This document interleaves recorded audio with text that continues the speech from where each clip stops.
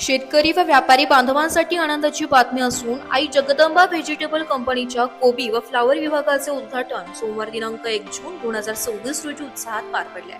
आई Jagdamba vegetable कंपनीची स्थापना राजाभाऊ आंधळे, प्रकाश धात्रक, संकेश खानोरे, मंगेश खलसे, संदीप धात्रक आणि शेखर भटारगे यांनी संयुक्तपणे केली आहे. या उपक्रमामुळे परिसरातील शेतकऱ्यांना त्यांच्या भाजीपाल्याचा योग्य बाजारपेठ उपलब्ध होणार असून व्यापाऱ्यांनाही मोठा फायदा होणार आहे. नवीन सुरू झालेल्या विभागामध्ये कोबी आणि फ्लावर या भाजीपाला पिकांचा लिलाव दररोज दुपारी 12 ते 12:30 वाजेच्या दरम्यान होणार आहे. विशेष म्हणजे शेतकऱ्यांना त्यांच्या मालाचे पेमेंट रोख स्वरूपात मिळणार असल्यामुळे व्यवहार अधिक सोयीस्कर होणार आहे. या विभागाचे उद्घाटन सभापती कल्पनाताई चुंबळे आणि माजी सभापती शिवाजी आप्पा चुंबळे यांच्या हस्ते करण्यात आले. यावेळी मोठ्या संख्येने शेतकरी व व्यापारी उपस्थित होते. या उपक्रमामुळे शेतकऱ्यांना योग्य दर मिळण्यास मदत होणार असून स्थानिक भाजीपाला व्यापाराला चालना मिळेल असा विश्वास आयोजकांनी व्यक्त केला. इथं आज आई जगदंबेच्या कृपेने इथे एक नवीन कंपनीचं उद्घाटन झालेलं आहे.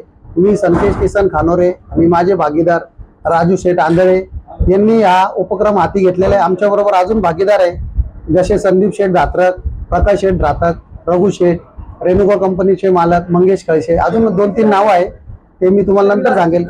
हे कंपनी चालू करायचं एकच फक्त ध्येय आहे का इथं मोनोपोली होती एका कंपनीची का कोबी फ्लॉवर ते विकायचे दुपारच्या सेक्शनला, आणि त्याच्यामध्ये जो लिलावाची पद्धत होती म्हणजे जो माल रुपयाचा होता तो 4 रुपये घ्यायचा, त्याच्यानंतर त्याच्यामध्ये तफावत करायची, मग तो 90 पैसे लावायचा, 1 रुपया 10 पैसे लावायचा, 1 रुपया 25 पैसे लावायचा. त्याच्याने शेतकरी आणि व्यापारी याच्यामध्ये खूप दुरावा निर्माण झाला होता आणि जो आडत्या होता, जो मालिकत होता तो त्याच्यात मध्यस्थी करत नव्हता. मग ते परस्पर व्यापारी आणि शेतकरी मॅनेजमेंट करून घ्यायचे, त्याच्यामध्ये दोघांचंही नुकसान होत होतं. मग काही व्यापाऱ्यांनी आणि काही शेतकऱ्यांनी आम्हाला सांगितलं का ही जी पद्धत चालू आहे ही चुकीची आहे, त्याला कोणीतरी खंबीरपणे उभं राहिलं पाहिजे.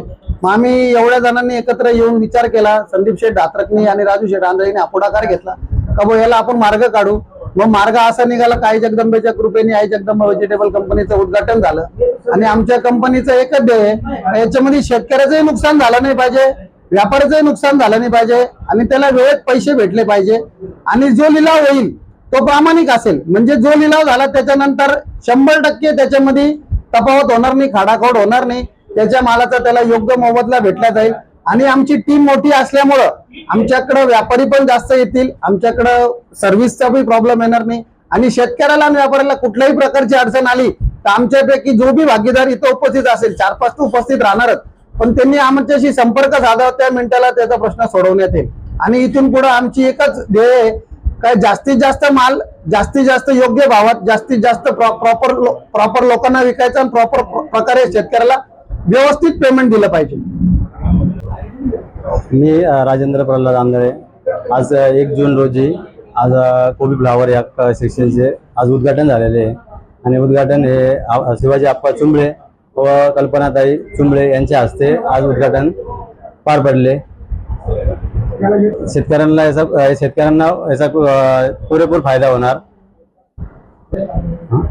त्यांना पेमेंट भेटेल, भावाची कुठल्याही प्रकारचा तफावत होणार नाही. जो लिलाव झालेला आहे त्याच पद्धतीने तेवढंच पेमेंट त्यांना दिले जाईल शेतकऱ्यांना, आणि व्यापाऱ्यांनाही कुठल्याही प्रकारे अडचण येणार नाही आणि शेतकऱ्यांनाही कुठल्याही प्रकारे अडचण येणार नाही.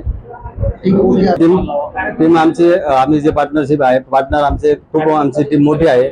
मोठी टीम असल्यामुळे ना त्या कुठल्याही गोष्टीचा व्यापाऱ्याला किंवा शेतकऱ्याला अडचण येणार नाही. तरी शेतकरी बांधवांनी तुमचा माल आपल्या जगदंबा व्हेजिटेबल कंपनी येथे आणावा. आज 1 जून आई जगदंबा व्हेजिटेबल कंपनी आम्ही सर्व सहकारी आज इथे कोबी आणि फ्लावरची नवीन कंपनी ओपन झालेली आहे.